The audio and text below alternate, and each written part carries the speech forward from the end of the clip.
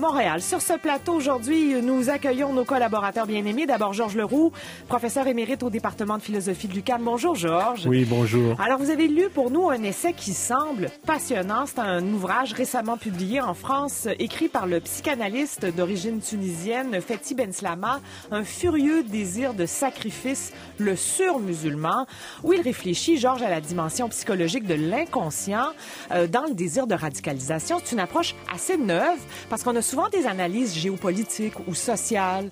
Il nous arrive de regretter l'absence ces dernières années du discours, du regard des analystes sur les grands phénomènes politiques de notre temps. Et Fethi Benslama est quelqu'un qui précisément apporte ce regard très neuf, très riche, très lucide, vraiment beaucoup. Alors moi, je me réjouis qu'il puisse faire ça et j'admire son courage aussi. Parce que c'est une démarche courageuse que la sienne depuis longtemps. Oui, parce que là, on n'exonère pas du tout la communauté musulmane. On touche au contraire, quand on parle de furieux désir, on parle des individus, on parle pas des groupes. Voilà. Et donc ça, c'est très, très important. Oui. Merci, Georges.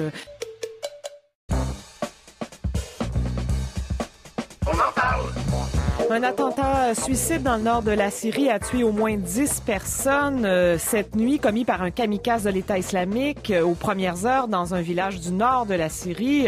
Selon des informations de l'Observatoire syrien des droits de l'homme, l'explosion a eu lieu à Al-Mashi, dans la campagne autour de Manbij, qui est une ville reprise par les rebelles syriens de l'État islamique en août dernier. C'est un autre épisode sanglant et quasi quotidien d'une entreprise de propagation de la peur au Moyen-Orient, menée par de jeunes hommes radicalisés et prêts à se sacrifier pour une cause, phénomène que les analystes décrivent souvent par des approches sociales ou géopolitiques. Or, Fethi Benslama, qui est psychanalyste et professeur de psychopathologie à l'Université de Paris Diderot, apporte lui un éclairage nouveau sur ce qui pousse les jeunes hommes à joindre les rangs de Daesh. Par exemple, une analyse psychologique de l'inconscient. Il vient de publier un ouvrage intitulé Un furieux désir de sacrifice, le surmusulman, où il fait référence évidemment au surhomme de Nietzsche, on peut le supposer. Georges Leroux, vous l'avez lu, cet ouvrage, pour nous. Je rappelle que vous êtes professeur émérite au département de philosophie de l'UQAM. Parlons de Fethi Benslama. Il est né en Tunisie, Georges, en 1951. Il est de culture musulmane. Il va arriver en France en 1972 pour faire des études supérieures, notamment des études de doctorat en psychologie. Il a pratiqué, c'est ça qui est intéressant, comme clinicien, comme psychologue, mais aussi comme psychanalyste. Et puis, il enseigne, c'est un chercheur. Et c'est quelqu'un qui a un point de vue, on le disait en ouverture d'émission, courageux, Georges. Oui, absolument. Fethi Benslama, j'ai eu l'honneur, la joie de le rencontrer quand la Société de psychanalyse de Montréal, à l'initiative de son président de l'époque, Jacques Vigneault, l'avait invité à Montréal pour des journées de discussion sur ces questions, c'est-à-dire déjà 2005 et 2009, parce qu'il avait écrit donc en 2005... Déclaration d'insoumission. C'est ça, un livre, qui a laissé sa marque dans le paysage culturel français. Pourquoi? Parce que, aujourd'hui, on écoute Abdelnour Bidar, il y en a plusieurs qui font ce geste, qui consiste à interpeller la communauté musulmane en lui disant ceci: si vous ne faites pas le travail que le christianisme a fait au XVIIe siècle après les travaux de Marcel Simon, c'est-à-dire de critiquer votre tradition pour la purifier, l'élaguer, la commenter, l'inscrire dans l'espace d'interprétation qu'est la modernité, eh bien, vous condamnez toutes les communautés où le Coran a un poids, une autorité, exactement. Vous les condamnez à demeurer dans une interprétation littéraliste et tout. Et donc, cette déclaration d'insoumission, elle signalait déjà, chez ce psychanalyste, un réflexe très courageux. Ça, c'est vraiment... Parce que, évidemment, ça a suscité des débats très importants et tout. Et c'est ce qui fait, d'ailleurs, qu'il a été invité ici et qu'on a pu discuter. On le voit souvent dans la sphère publique. Récemment, d'ailleurs, à l'occasion de la publication de l'ouvrage de Michel Onfray sur l'islam, il a eu aussi une altercation assez importante avec le philosophe Onfray dans le Nouvel Observateur, par exemple. Absolument. Et il discute aussi de manière, je dirais, plus subtile que Onfray, avec des auteurs qui qui ont son respect. Je pense à Olivier Roy, je pense à Marcel Gauchet.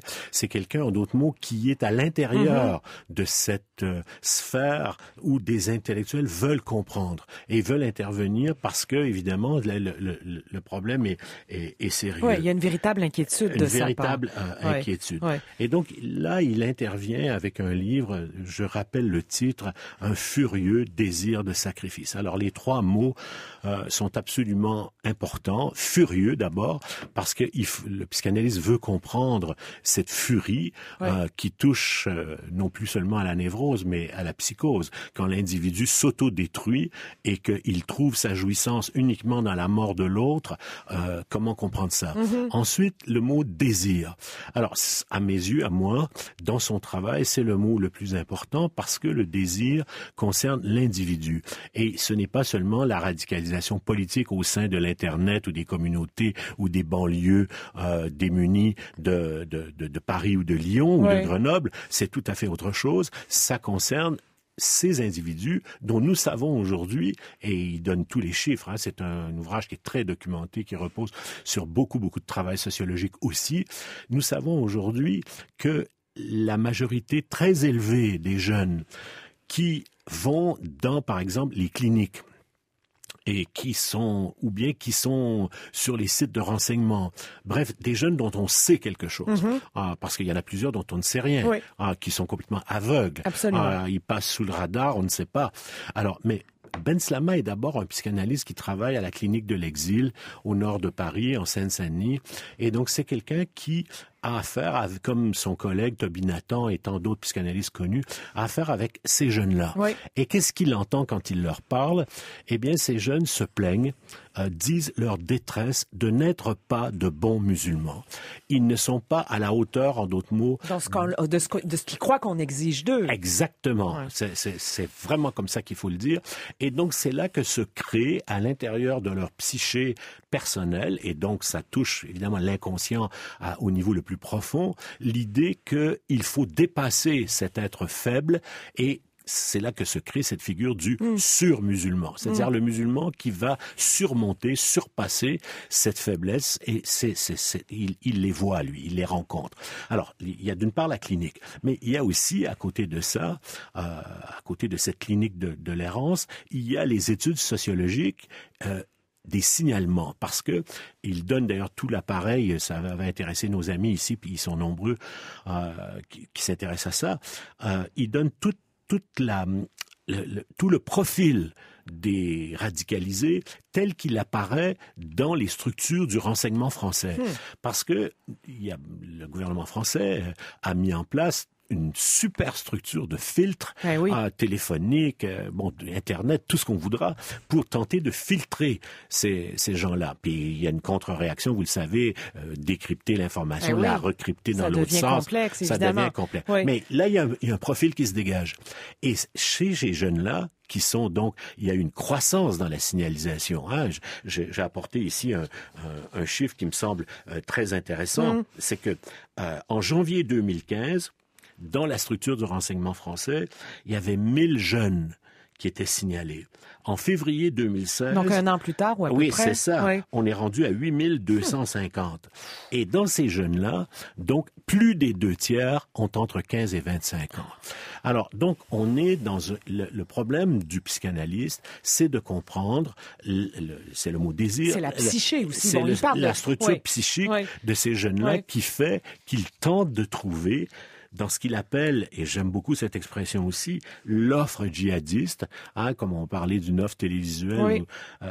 Et le djihad offre à ces jeunes-là une solution pour quoi, au juste? Alors, c'est là que moi je trouve que sa description est absolument extraordinaire. Cette blessure de l'idéal islamique, en fin de compte, qu'ils ressentent, parce qu'ils voient que cet idéal d'une civilisation grande, du temps du califat, etc., est aujourd'hui totalement méprisé.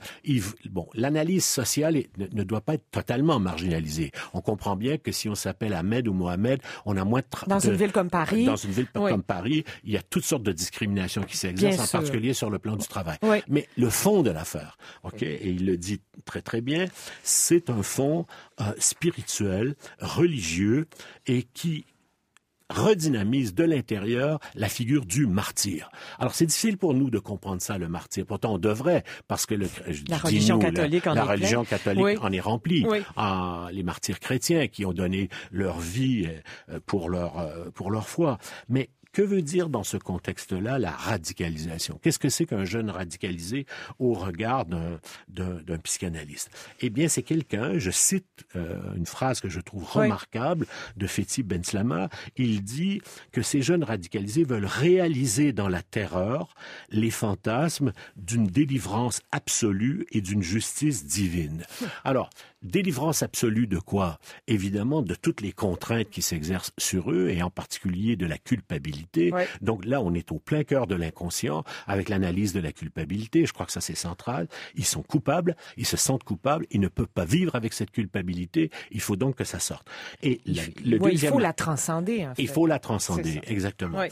Et donc, son analyse, je suis pas en bonne position pour la discuter. Par exemple, si j'étais Olivier Roy, si j'étais Marcel Gauchet et je voulais faire valoir davantage le point de vue social, peut-être que je dirais autre chose, vous comprenez? Oui. Mais vous êtes philosophe après tout. Oui, mais je vais dire plus, puisque vous me le demandez. Oui. Vous m'y poussez. Vous me prenez par les sentiments. Je suis philosophe, oui, mais j'ai une sensibilité à cette écoute. Je l'entends. J'entends, en d'autres mots, le désir analytique de comprendre la structure de la psyché du jeune. Et si donc j'écoute la thèse de Benslama, que le phénomène de la radicalisation n'est pas d'abord un phénomène politique, et son argument principal, c'est qu'il n'a aucune finalité politique perceptible. C'est-à-dire, même la notion d'État islamique et de rétablir le califat n'a évidemment aucun sens. Alors, il faut toucher au fond ce qui se passe là. Alors, il cite beaucoup un théoricien qui a une grande audience aujourd'hui en Europe, qui est Farhad Khosrokhavar. Alors, ce monsieur Khosrokhavar a fait des analyses, lui, très poussées dans les prisons françaises. Et qu'est-ce qu'il a vu dans les prisons? C'est un lieu de radicalisation très important. C'est là que ça se passe beaucoup. Oui. Et il a montré que plus de 40% des détenus radicalisés présentent précisément un symptôme psychique, c'est-à-dire une détresse névrotique, sinon des symptômes de psychose. Alors là, évidemment, on est dans une sorte d'étiologie de la radicalisation. Et alors, je cite encore Benslama, si vous permettez, il dit « En devenant un produit de masse, la radicalisation a eu des effets d'ensauvagement individuel qui ont affaibli le corpus et l'encadrement idéologique et laissé plus de place au dérèglement de subjectivité à la dérive. » Alors, qui sont ces subjectivités à la dérive? Oui. Alors, c'est là que l'analyse touche, je dirais, vraiment le fond du sujet. Benslama les associe, faisons court, à la question de l'extension de l'adolescence dans la société contemporaine. Les adolescents aujourd'hui étirent leur adolescence très, très longuement.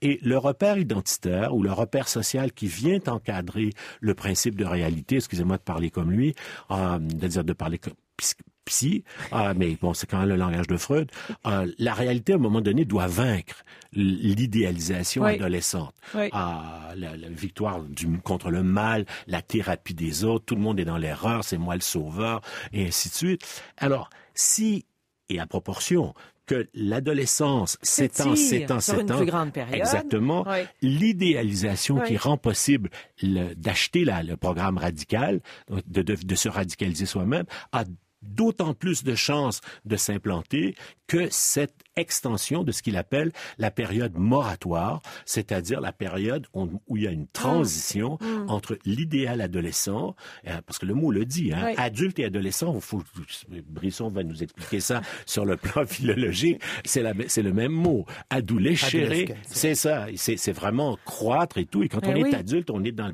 le passé passif, on a même inventé un nouveau mot, une contraction adolescent pour désigner tous ces gens qui se perpétuent dans cette période de l'adolescence dans les sociétés contemporaines. Voilà. Oui. Alors donc c'est cette analyse-là qui est là. Et donc là il y a un élément qu'on ne peut pas passer sous silence parce que il nous a été rappelé par les textes qui ont eu une presse incroyable, ceux de Kamel Daoud. que nous avons reçue sur ce plateau. Quel être formidable, d'ailleurs. Oui. Alors, toute la question de la dimension sexuelle, parce qu'il faut quand même toucher, on n'est pas psychanalyste pour rien, il faut quand même toucher ce que ce désir adolescent qui devient furieux. Cette frustration sexuelle. Cette frustration, à laquelle, d'ailleurs, Alain Finkielkraut a consacré un chapitre qui, quand je l'ai lu pour la première fois, m'a choqué dans l'identité malheureuse. Mais plus j'y pense, plus je trouve que Finkielkraut rejoint sur ce point l'analyse de Ben Slama. C'est-à-dire, il y a une sorte d'enfermement de la pulsion et le jeune, donc, doit mobiliser un autre narcissisme. Vous voyez, je suis aussi bon que lui.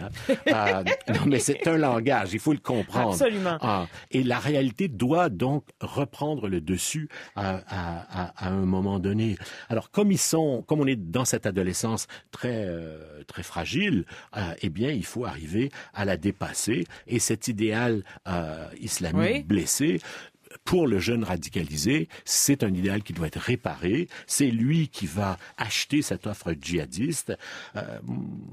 Je n'ai cessé de méditer personnellement ces derniers jours, comme tout le monde d'ailleurs. Qui sont les meurtriers du père Jacques Hamel dans l'église? Quel crime horrible. Saint-Étienne de Rouvray. Et alors, on va terminer là-dessus, Georges. Oui, avec 18 ans à peu près. C'est ça, exactement. Ce sont deux jeunes qui sont dans cet idéal réparateur.